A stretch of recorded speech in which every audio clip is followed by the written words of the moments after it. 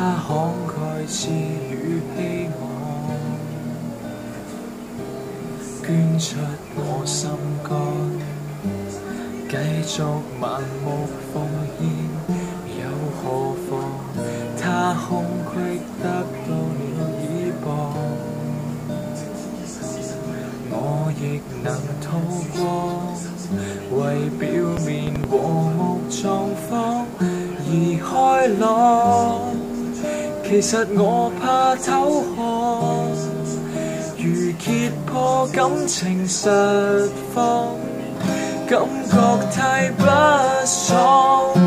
原來他不夠愛我，原來我坐後被阻，原來相愛並非講求付出過有幾多，原來他只報答我，原來他都懺悔過，就算獻出比收成多，也是我的錯。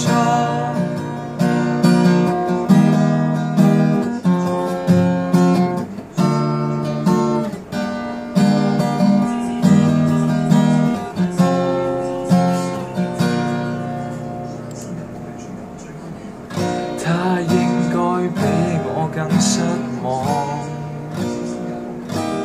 更動搖不安，為孤獨纏繫着我才不放。無奈這個勾當，蒙蔽了悲情，營造錯覺，支配了雙方。原來他不夠愛我，原來我坐後被阻，原來相愛並非講求付出過有幾多，原來他只報答我，原來他都懺悔過，就算獻出比收成多，也是我的錯。